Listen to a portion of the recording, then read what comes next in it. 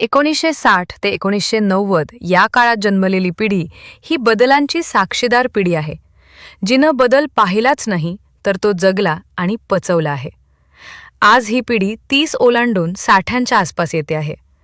पण तिचं आयुष्य फक्त वयाचं नाही, ते अनुभवांचं ओझं आणि शहाणपणाचं भांडार आहे. रेडिओ आणि टीव्ही आले, पण यांचं बालपण मात्र हरवलं नाही. तेव्हा खेळण्यांची गरज नव्हती. झाडावरून कैरी तोडणं तेव्हा चोरी वाटायचीच नाही. त्या काळात कुठल्याही वेळी कोणाच्याही दारावर वाजवणं असभ्य नव्हतं. ते आपुलकीचं लक्षण होतं. त्या काळात मित्राच्या आईचं जेवण उपकार मानलं जात नव्हतं आणि त्याच्या वडिलांची ओरड आपल्याच भल्यासाठी असायची. हा व्हिडिओ त्या गप्पांमधून जन्माला आला आहे.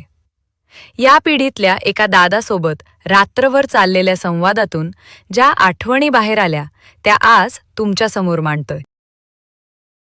नक्की ही पिढी कशी होती ते मांडण्याचा हा एक छोटासा प्रयत्न.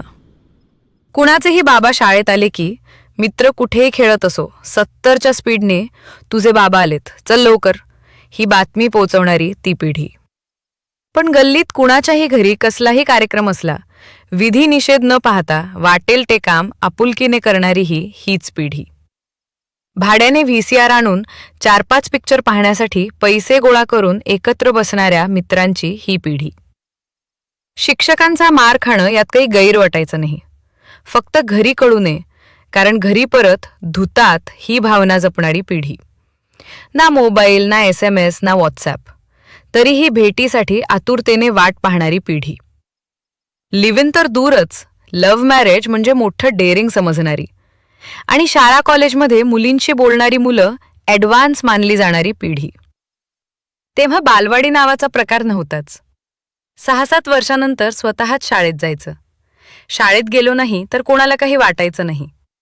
सायकलने बसने सोडायची पद्धत नव्हती.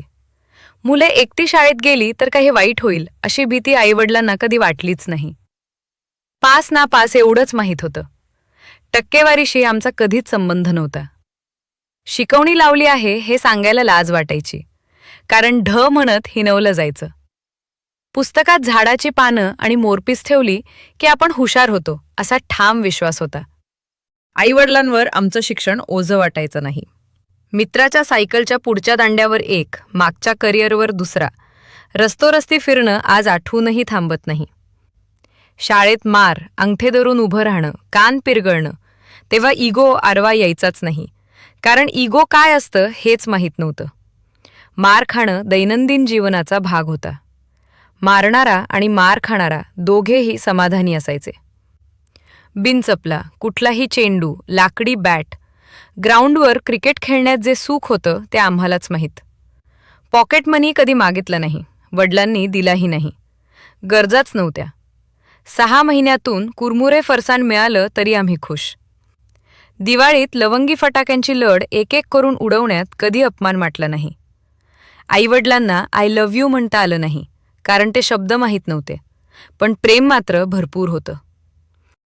1, 2, 5, 10, 20, 25, 50 पैसे बघितलेली ही पिढी. शाई, बोरू, पेन्सिल, पेनपासनं सुरुवात करून ही पिढी आता स्मार्टफोन, लॅपटॉप, PC उतारवयात सरळपणे हाताळत आहे. ज्या पिढीच्या बालपणी सायकलसुद्धा एक चैनीची वस्तू असलेली, पण आता ह्या उतारवयात सरळपणे स्कूटर, कार चालवणारी ही पिढी अवखर तर कधी गंभीर, खूप भोगलेली आणि खूप सोसलेली, पण पूर्ण संस्कारित ही पिढी. आणि टीव्हीच्या येण्याने यांच्या बालपणाचा बळी घेतला नाही अशी ही शेवटची पिढी. आम्ही वास्तवात जगलो आणि वास्तवातच वाढलो. कपड्यांच्या सुरकुत्यांपेक्षा नात्यांची ऊब जपणारी ही पिढी. नशिबाला दोष न देता आजही स्वप्न पाहणारी पिढी. आम्ही चांगले असू किंवा वाईट, पण आमचाही एक जमाना होता.